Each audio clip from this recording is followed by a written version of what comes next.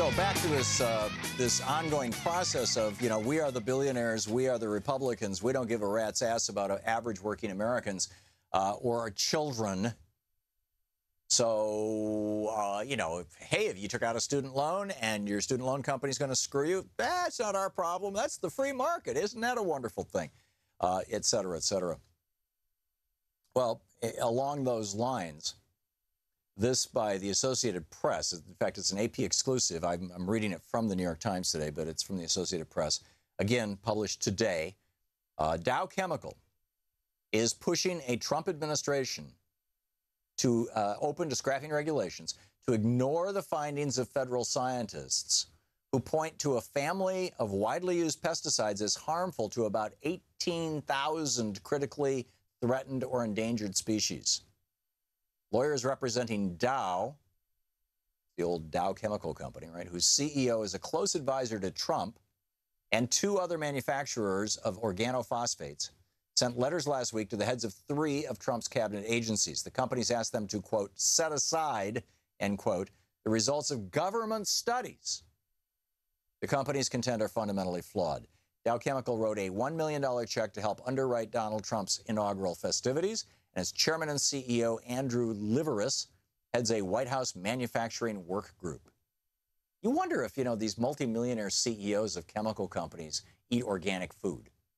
It's like, I know a few wealthy people, and they go out of their way to make sure that their food is like the very best stuff, right? So let me quit out of that. So, it's, anyhow, just an aside. Dow Chemical wrote I read that. Okay, the industry's request comes after EPA Administrator Scott Pruitt announced last month he was reversing an Obama-era effort to bar the use of Dow's chlorpyrifos pesticide on food after recent peer-reviewed studies. Now, peer-reviewed means that you do the research, you submit that, you, a real scientist, do the research in a real accredited institution. You get the results you get. You submit it to other scientists who are experts in the field for their analysis. They're your peers. They say, yes, this is solid, or we can replicate this, or this methodology is sound, and then the peer-reviewed journal publishes it. Okay, so this is, there is no higher scientific standard.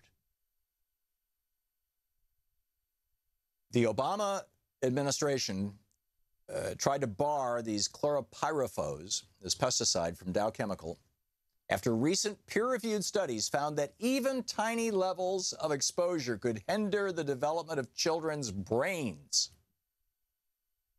Scott Pruitt says, no problem, we're going to reverse that prohibition or that limitation on the use of this chemical that hinders the development of literally hinders the development of children's brains. Pruitt declined to answer questions from reporters Wednesday as he toured a polluted Superfund site in Indiana. Well, of course, he's a former Republican congressman. It's like, what? Take questions, town halls, answer reporters? Are you kidding? Right. The Associated Press obtained letters to the cabinet heads dated April 13th. Dow hired its own scientists to produce a lengthy rebuttal. Over the past 4 years, this is from this Associated Press article, over the past 4 years, government scientists have compiled an official record running more than 10,000 pages, indicating the 3 pesticides under review, chlorpyrifos, diazinon, and malathion, pose a risk to nearly every endangered species they studied. Regulators at the 3 federal agencies, which share responsibility for enforcing the Endangered Species Act, are close to issuing findings expected to result in new limits on how and where the highly toxic pesticides can be used. Commerce Secretary Wilbur Ross, and I would add billionaire, who oversees the Natural Marine Fisheries Service, did not respond to emailed questions. A spokeswoman for Interior Secretary Ryan Zinke, a Republican in the pocket of, a whole bunch of groups, who oversees Fish and Wildlife Service, referred questions back to the EPA.